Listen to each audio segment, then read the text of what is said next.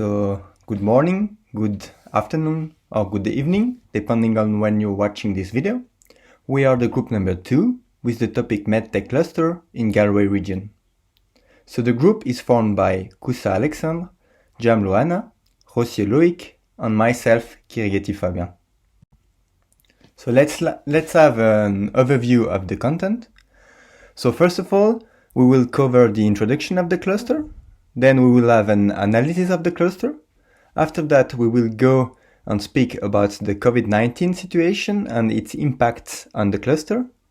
We will finally give you recommendations on the issues we found. So for the overview of Galway. So first of all, where is Galway located? If you look at the map, Galway is located on the west side of the country in the province of Connaught. So what is Galway? Galway is a thriving port city, and it is the fourth largest city of the country. Who are living there?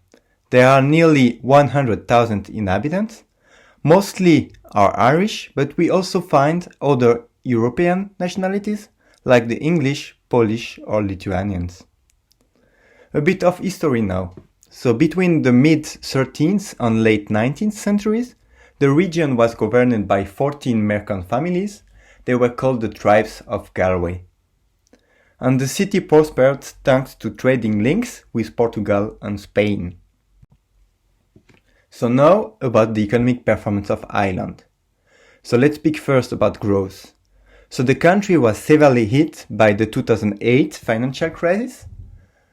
And it was actually the first European country to enter in recession. But now it has recovered, and last year it had the highest growth within the EU. A bit of facts now. So last year the GDP per capita was of $76,000, and the employment rate was of 5.7%, while the Gini index was of 31.3.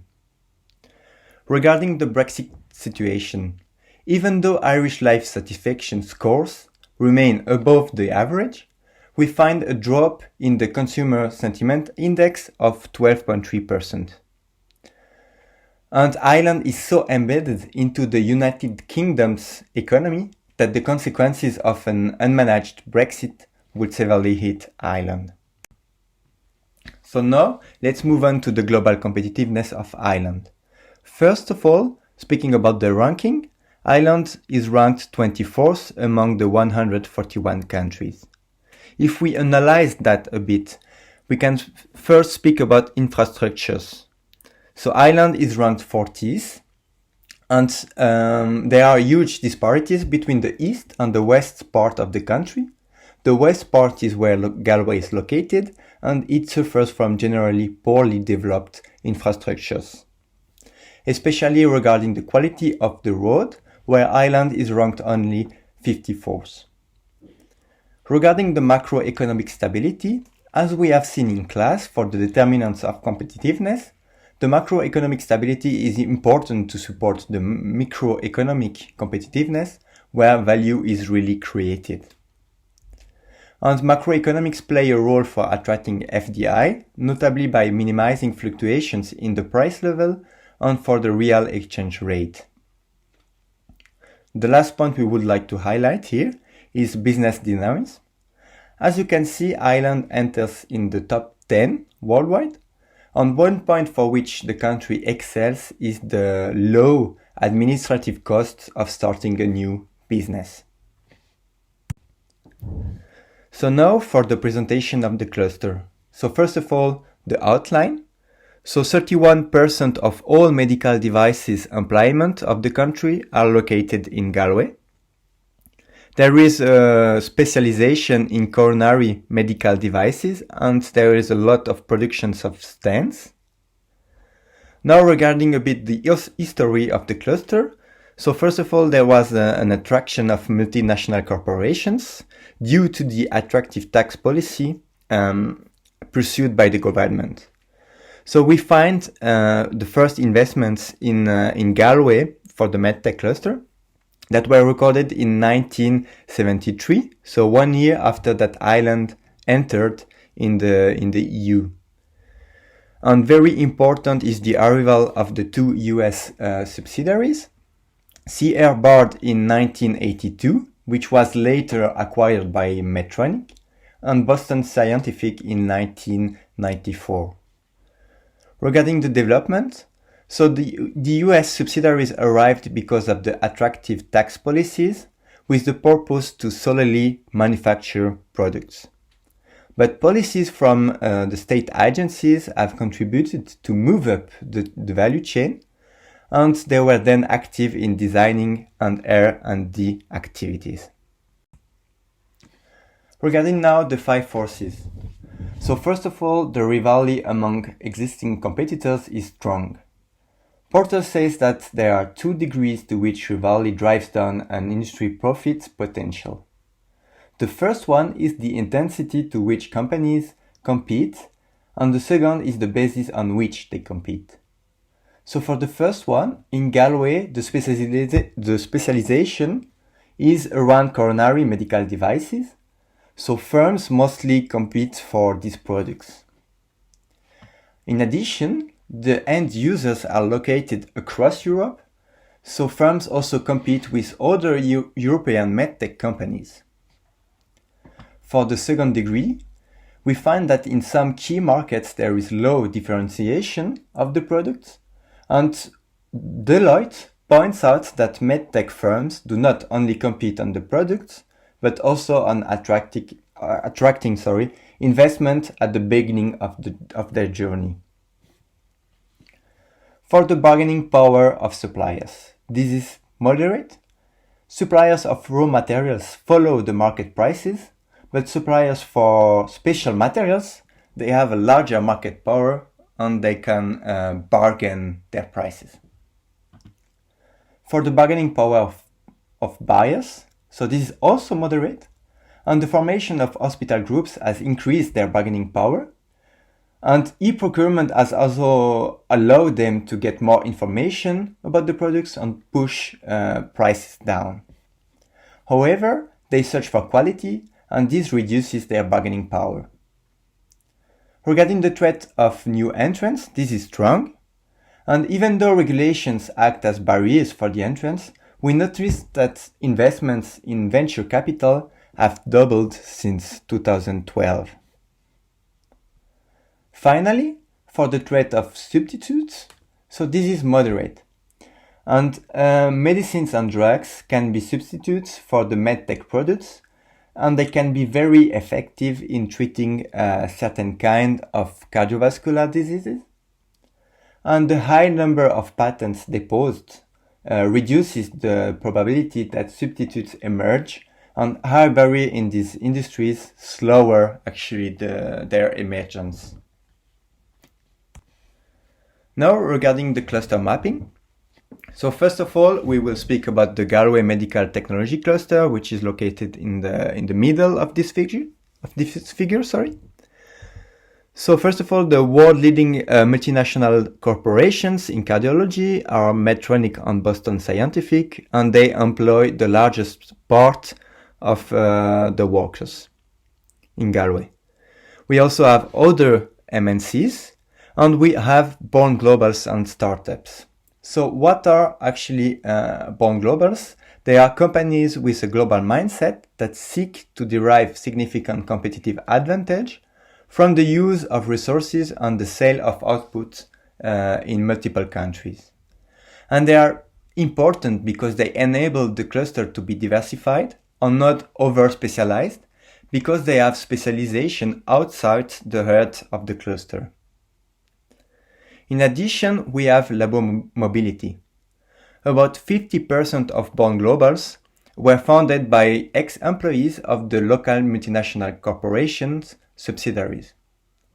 And MNCs, they learn from Born Global about new technological and market opportunities, while Born Globals, they benefit by accessing international market. Over that, we have the Galway's business environment supporting the cluster. So here we have universities, hospitals, research centers, and indigenous suppliers. So all together they can meet during informal networking, and they can tackle issues concerning the medical technology cluster. We have also actors operating at regional and national level, like the MedTech Association and the Irish MedTech Association. And we have state agencies like Idea Ireland and Enterprise Ireland. For the cluster diamond now. So let's speak first about the factor conditions in red. So we have in the cluster a skilled workforce, and Galway is an attractive city that can attract and retain these skilled workers. Galway is the friendliest and most charming city in the world, according to several magazines. There is also a good mobility because the distances between cities in Ireland are low, but we need to invest in roads and infrastructure in general. Regarding the firm strategy, structure, and rivalry, there is a strong FDI thanks to the tax policies pursued by the government. We can also assess that there are 90% of firms in Galway that are active in the medtech sector. They are small and medium enterprises, so there is competition. However, we have issues with competition law. For example, there is no merger control rules that consider the value of a transaction merger. In addition, we also have generally weak managerial skills for bold globals, because they tend to opt for foreign acquisition once their technology is on the market. Regarding the demand condition, we have aging populations and rise in obesity levels, but firms have to comply with multiple legislations regarding quality standards that are not harmonized, and this can be really difficult for them to place their products on foreign markets. Finally, let's have a few words about related and supporting industries. So here we have a communication and information industry. We also have shipping industry to export the devices, the medical devices worldwide. And we also have the pharma and chemistry. Now, the diamond as a system. So speaking about innovation, we can assess that during the last 5 years, most of the medtech firms have increased their R&D expenditures. Then we also have a skilled workforce provided by the National University Island of Galway. And students are really happy because after their studies, they can find a job thanks to the large employability rate. Finally, personalized healthcare. So chronic diseases have been increasing, and there is now a trend within the cluster to produce smart connected devices that are made possible thanks to the Internet of Things. And this can really improve the healthcare of people that can be more personalized. Speaking about the performance of the cluster, so we know that we have a cluster because the sector employs 79 people per 10,000 inhabitants. We also have exports that are representing 8% of overall Irish exports. And of course, Galway plays a large part in that. We also have an innovative cluster, and we can prove that by looking at medical devices patents application that represented nearly 20% of all Irish applications. Now, let's speak about the impact of the COVID-19 on the cluster. So Ireland announced in March 2020 a general confinement for their inhabitants in order to stop the propagation of the virus. So first of all, the factor conditions. Medtronic has increased its workforce in the manufacture of ventilators to work 20 hours 7. We have a diminution of FDI because many companies implemented travel restrictions for their executives and they could not visit Irish firms. Regarding firm strategy, structure and rivalry, The heart of the cluster is no longer about coronary devices, but about ventilators. The CEO of Aerogen expects to double its shipment of ventilation systems compared to last year. And as says Porter, innovation often requires pressure to succeed. In this context, the National University of Ireland Galway has developed adjustable ventilators that can treat 2 patients at the same time. For the demand condition, elective surgeries worldwide have been slowed down, and therefore the demand for these devices is lower. The government suspended the new regulations covering medical devices to make sure that there is no shortage of ventilators. Finally, regarding related and supporting industries, we have Donald Trump who is considering to use the Defense Production Act. This is a wartime production law to force companies making ventilators for the purpose of the United States only. The cluster will be impacted by this because Medtronic has its headquarters in Minnesota and is assembling the PB900 IT in Galway. This is the most famous ventilator from Medtronic. In addition, if we look at the PB980, the device is composed by 1,700 parts coming from 100 different suppliers located in 14 countries.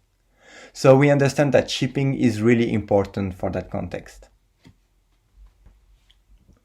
Now, let's speak about the issues and recommendations. So first of all, regarding factor conditions. So we have found 3 different issues. So the poor performance of the infrastructures, the suppliers of special materials who have large market power, and the ongoing need for skilled workers. Regarding this last part, we recommend ongoing formations in firms and also to have inputs in the 3rd level course content in order to get these skilled workers. We also recommend to have a collaboration with other industries.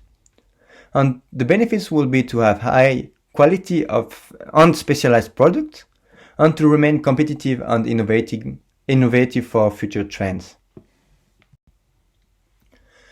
Regarding the firm strategy, structure and rivalry. So we have found several issues. If we look at the last one, we have found that there are high barriers to enter the market. So we recommend to enhance the financing of startups. And how could we do that? For instance, we could organize events where startups can meet investors and they can increase their visibility.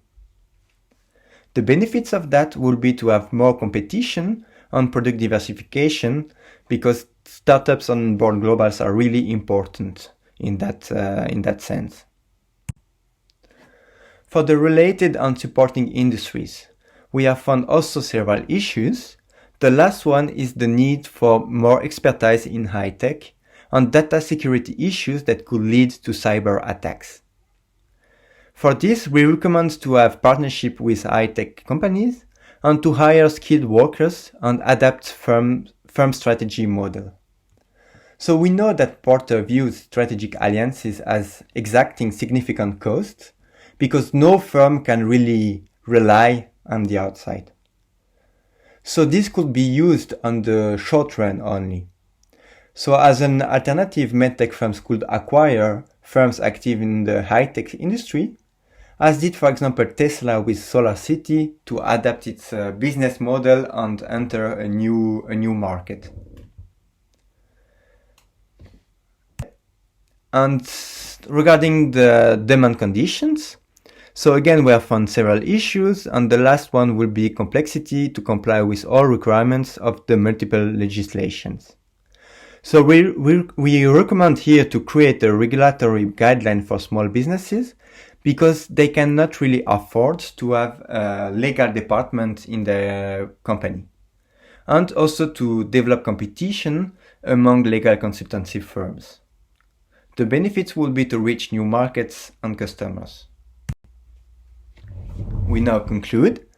So first of all, speaking about multinational corporations, so the cluster strongly depends on them, But policies should not forget the role of born globals and startups that is essential for the cluster to remain sustainable. Regarding the COVID-19 situation, so we know that there are political effects of the COVID-19. The crisis highlighted the lack of nurses in almost each country of the world, and medical devices can play a role in supporting them and making their job more secure. Finally, regarding the Internet of Things, so we know that there is a new trend coming, the smart connected devices. So to remain competitive, the cluster and firms of the cluster should invest a larger part of R&D in this area.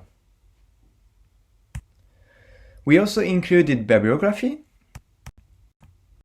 and we would like to thank you for your attention and stay safe during these troubled times. Thank you.